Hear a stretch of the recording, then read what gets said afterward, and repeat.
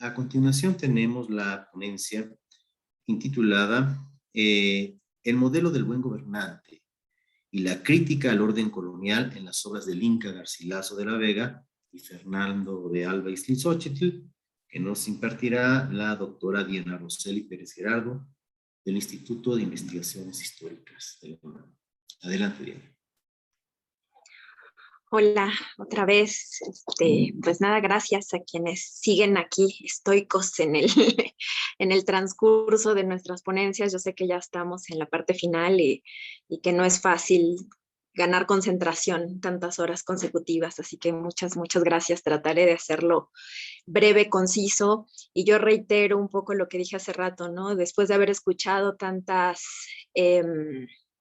ponencias, sugerencias y propuestas, sinceramente me encantaría mucho más seguirlas dialogando que presentar esto que haré, pero bueno. Primera cosa que quiero decir es que esto viene de un trabajo que estoy desempolvando, que empecé hace 11 años, 12 años. Lo terminé, lo abandoné, me dediqué a otras cosas y ahora regreso pues poco más de una década después, porque también con una serie de innovaciones en esas interpretaciones. En estos 10 años, lo que se ha empujado a partir de la crítica historiográfica, de las críticas y los giros decoloniales, han realmente tenido consecuencias directas sobre cómo se han leído estas obras y estas crónicas, ¿no? Guamampoma también es uno de estos autores que se convirtió en una especie de bandera de la resistencia, de la denuncia de las injusticias, del despojo, ¿no? Y de pronto otras figuras que habían tenido mucha más resonancia en los proyectos de construcción nacional de identidades y unidades nacionales, se dejaron relegados precisamente ante este nuevo ímpetu y esta nueva efervescencia de las resistencias indígenas, de los propios indígenas en su propio, como agentes, ¿no? Y revolucionarios de de su papel dentro de los estados nacionales. Entonces, a quienes yo tengo presentados aquí son a Garcilaso de la Vega, que uno es mestizo, ¿no? Frente a un Guamampoma que es indio por los cuatro costados, como él mismo se dice, ¿no? Que es un mestizo, que escribe desde España, que se convierte en uno de los autores más destacados del siglo de oro español, que tiene a bien morir además el mismo día que Cervantes y que Shakespeare, que se codea con la crema innata de los intelectuales, particularmente jesuitas en Sevilla.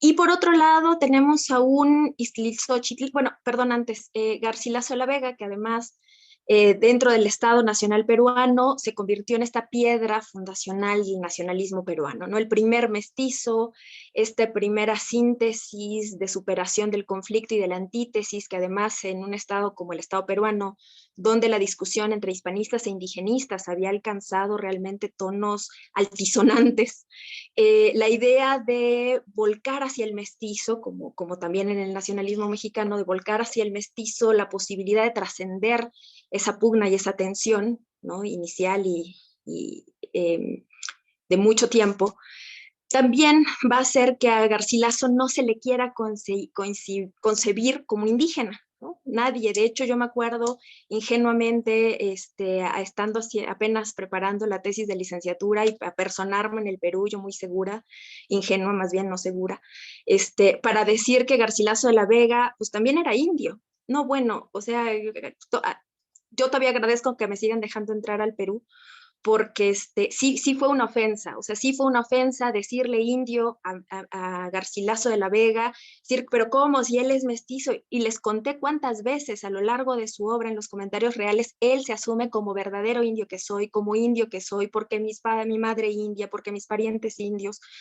Y sí, también se dice mestizo, por supuesto que se dice mestizo, es uno de los exponentes más exquisitos del castellano en ese siglo efervescente de la lengua española. pero es indio, ¿no? Y esto a mí me provocaba desde siempre un desazón tremendo, ¿no? Porque entonces el español quebrado, ¿no? Con múltiples interferencias del quechua, de Guamampoma, ese sí es indio, pero el indio que escribe con los cánones más elaborados del castellano, entonces ese es mestizo, ya no es indio, ¿no? Ni para unos ni para otros, ¿no? Ni para los hispanistas como Ribagüero, Porras Barrenechea, ¿no? Que destacaban esto de Garcilaso, pero tampoco para los demás, ¿no? Así, no, Garcilaso es un vendido, es un traidor, ¿no? Él sí se asimiló, y entonces de pronto parecía que la resistencia se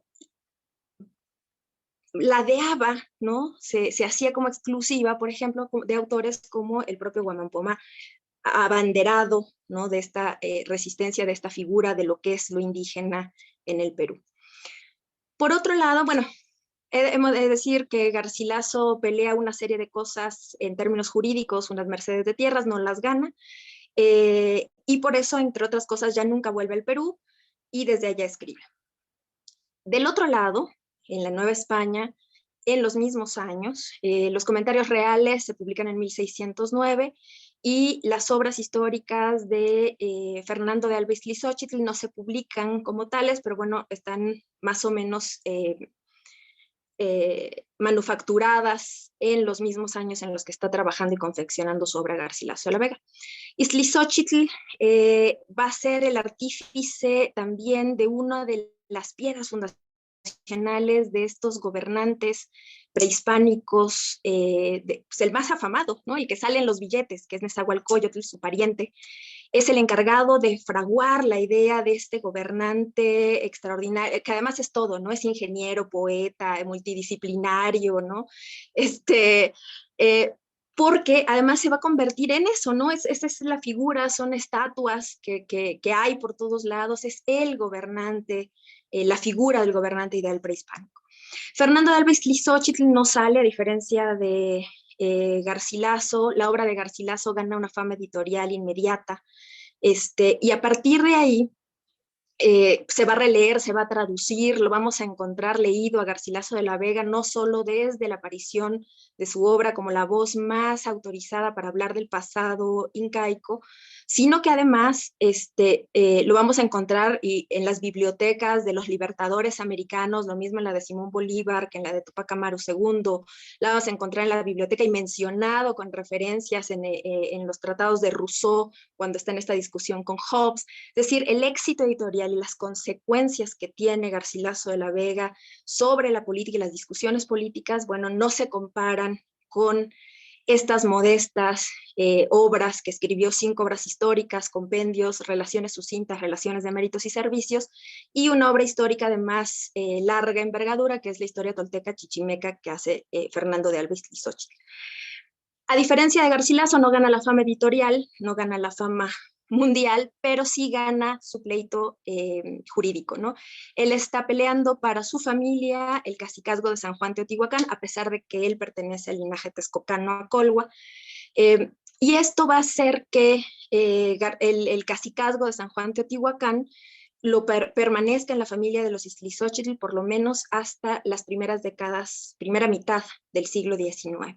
Entonces, el éxito en términos de la estructura institucional colonial, pues la gana Ixtlilxóchitl, a diferencia de Garcilaso, y la imagen de este gobernante de todos conocido, pues va a ser justamente la que fragua en sus obras el propio Ixtlilxóchitl.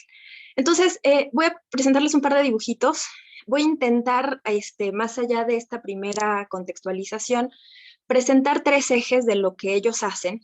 Estamos pensando que ellos están escribiendo a finales del siglo XVI, principios del XVII, el orden colonial está establecido, ellos son indígenas, pero ya son indígenas completamente cristianizados, alfabetizados, castellanizados, conocen los intestinos y las vísceras del sistema colonial, los conocen muy bien, están peleando dentro de los propios códigos y al mismo tiempo están planteando un horizonte político anterior, el de los gobernantes prehispánicos, incas y texcocanos, respectivamente, y a partir de ese modelo están haciendo una crítica más sutil, no es una, por ahí A propósito de Guamampoma, leí alguna vez que Guamampoma de pronto ya parece una pornografía de la violencia, ¿no? Este concepto de pornografía de la violencia que trabajan en la etnohistoria francesa, ¿no? Como autores como Lenclos. Y de pronto, pues es que Guamampoma por eso tiene tanto impacto, ¿no? No solamente son las descripciones, son las imágenes, como bien decían hace rato, pero el caso en la crítica que puede haber en los comentarios reales o en las obras históricas de Ixtlilxóchitl no es en ese sentido, ¿no? Ellos están ya dentro de un lenguaje, dentro de una armazón y una estructura, y lo que están haciendo es maniobras hermenéuticas, maniobras epistemológicas para integrar el pasado prehispánico en los criterios de la legitimación política de su propia parentela en el contexto en el que viven, ¿no? Entonces aquí sí ya, si en el 16, en estos primeros momentos es difícil distinguir que si es indígena, que no es indígena, aquí lo indígena ya es cristiano, sin dejar de ser indígena, pero ya es cristiano y está envuelto en esa estructura. Entonces, les presento rápidamente los ejes en los que articulan ellos estas maniobras para poder incorporar los pasados prehispánicos en la nueva forma de hacer y entender la historia basada en el providencialismo y que van a entrar a rescatar, ¿no?, ciertos conceptos, ciertos horizontes políticos y que al mismo tiempo a partir de ello pueden filtrar críticas importantes. Entonces les comparto, sí, 10 minutos. Unas cuantas imágenes, aprovechando que hay dibujitos. Bueno, ahí están. Hay un desequilibrio importantísimo, ¿verdad?, en la iconografía de un lado y del otro. De Garcilaso, pues tenemos pinturas, ¿no?, para aventar para arriba. En cambio, de Ixtlilxóchitl tenemos pues más de él, del historiador, ¿no? Tenemos en los códices representaciones tanto de su abuelo como de Ixtlilxóchitl el Viejo, pero de él propiamente no. Muy importante es que hasta hace muy poco de Ixtlilxóchitl trabajábamos con los textos que había sistematizado Edmundo Gorman, y hace unos años el Códice Chimalpain tiene también manuscritos y ahora están en proceso varias obras de cotejo. Primera cosa es, para construir la legitimidad en los comentarios reales, hace una división en 2 edades, a diferencia de Guaman, que trabaja en 5. Y aquí va a ser un contraste constante, tanto en Ixtlilxóchitl como en Garcilaso, en la tiranía y la legitimidad política. Uno de los primeros ejes para hacer esta contraposición es en los comentarios reales una edad preincaica, donde priva la bestialidad, la barbarie, la crueldad, la tiranía, la idolatría, los pecados contra natura. Y por otro lado, una segunda edad que estaría inaugurada por Manco Cápac y Mama Ocllo, que son esta especie de héroes civilizadores que inauguran un nuevo orden, un nuevo horizonte caracterizado por el gobierno, por las leyes, donde los gobernantes despliegan las virtudes cardinales cristianas, donde se justifica el expansionismo incaico por sobre los otros pueblos y regiones andinas, y donde además se va a insistir mucho en una preparación evangélica, y por ahí aparece un apóstol, ¿no?, Santo Tomás, en distintos momentos, que va preparando, es una como preparación evangélica que hace que en efecto la cristianización ya post-conquista, bueno, sea mucho más fácil con estos grupos que con otros que permanecen en la primera edad. Esto es importante, en Garcilaso ni en Guaman tampoco la primera edad termina radicalmente y empieza una segunda, más bien son coetáneas y realmente son figuras para separar modelos civilizatorios, ¿no? La edad de los incas, autojustificable, muy importante, a diferencia de Guamampoma, que no es proincaico del Cusco, es decir, para Guamampoma los incas del Cusco son tiranos.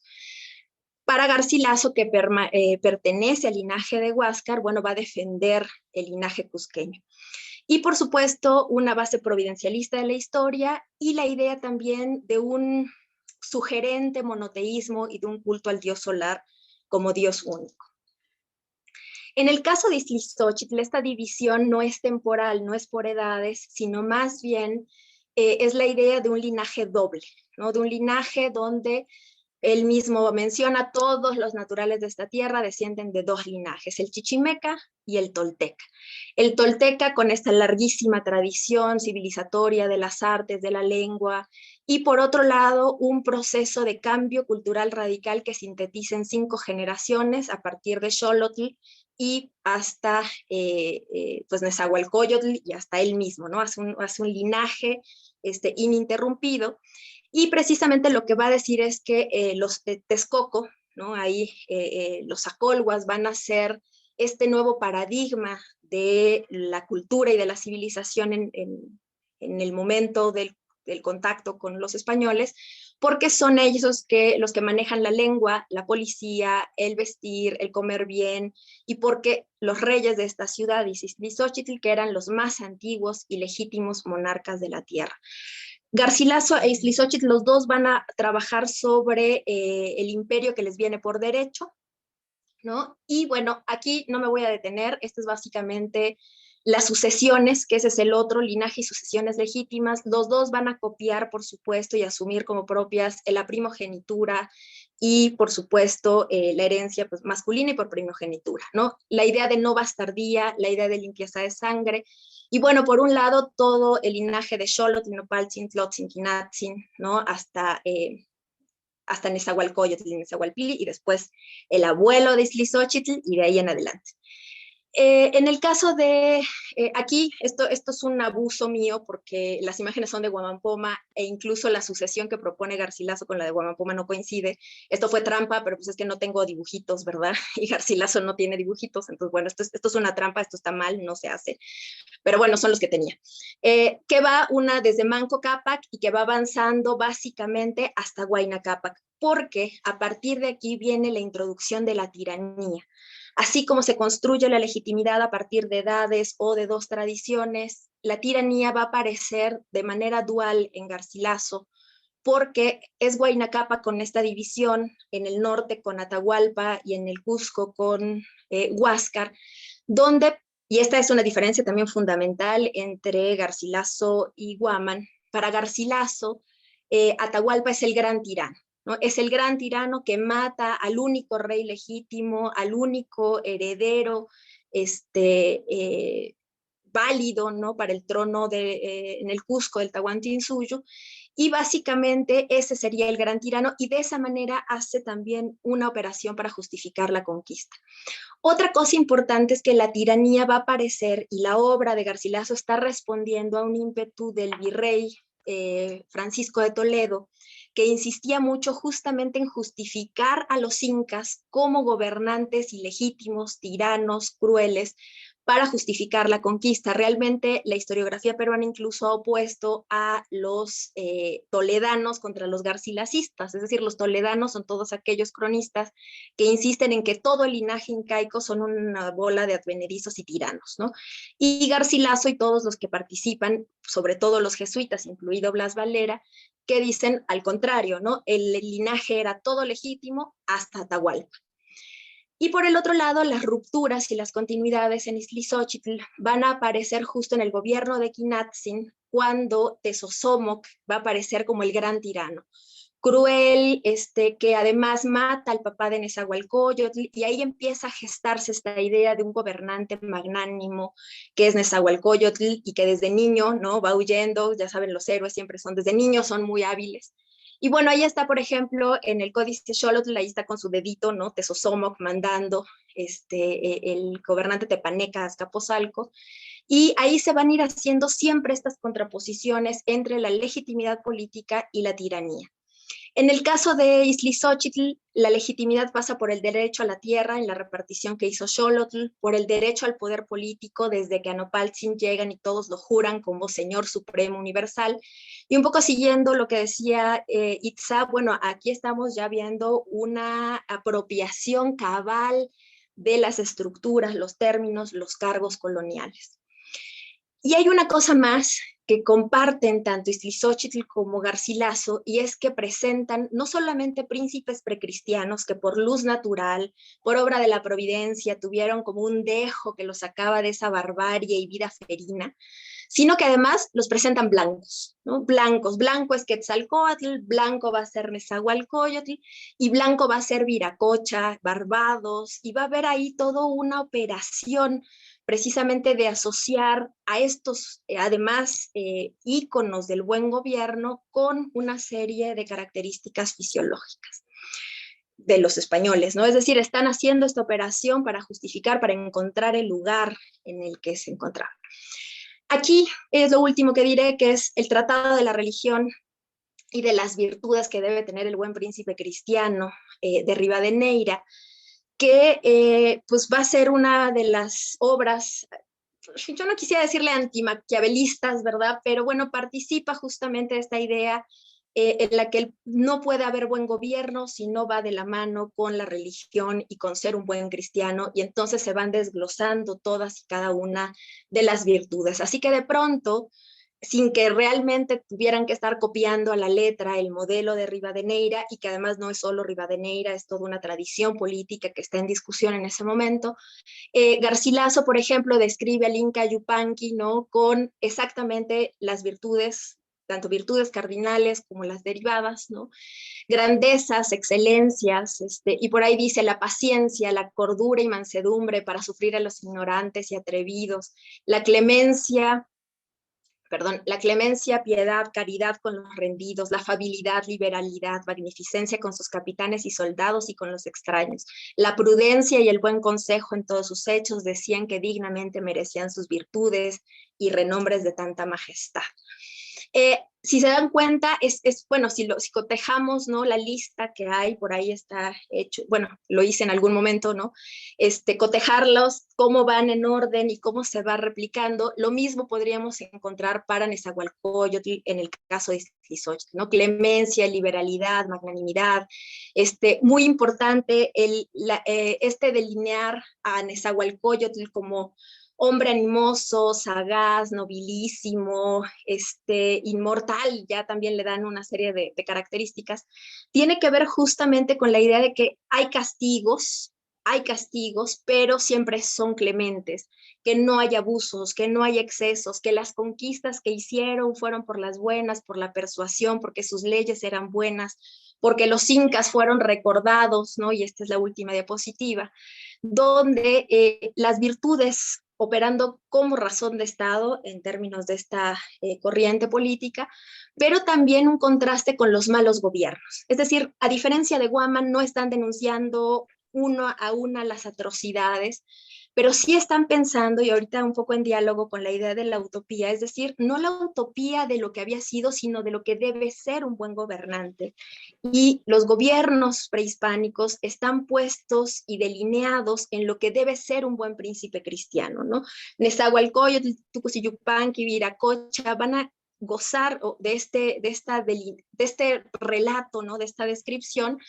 Hay una cosa interesante, y es que Iztlizochtli sí le pone flaquezas humanas a Nezahualcóyotl, no así Garcilaso, pero básicamente lo que termina diciendo, y es una conclusión que opera en ambos, pues es que estos reyes fueron tan amados y tan queridos que aún hoy los vasallos, con ser ya cristianos, no pueden olvidarlos. Es decir, lo que están haciendo es colocando un referente de del buen gobierno como parte de la crítica y siempre en los términos de quien está hablando, ¿no? Ahí, bueno, tengo varias cosas que quisiera después platicar con Isabel, porque a mí me parecería que si bien siempre trabajamos con la imposición desde fuera, acá estamos viendo en una operación más calibanesca, ¿no? Asumo tus códigos, entiendo tu lenguaje para poder revertirlo y pelear en los términos en los que tú entiendas, ¿no? No están renunciando a sus derechos, no están renunciando a la denuncia de las injusticias y los abusos, pero lo están haciendo dentro de los códigos políticos vigentes, ¿no? Y ese creo que es una diferencia, aunque de nuevo, ¿no? Está difícil traer al Inca Garcilaso como a bandera en las movilizaciones, pero hay una crítica que cruza con la idea de la utopía y que cruza sobre todo con el modelo del buen gobernante y las discusiones que están en boga en ese momento sobre la política, la religión y el buen gobierno. Listo. Muchas gracias.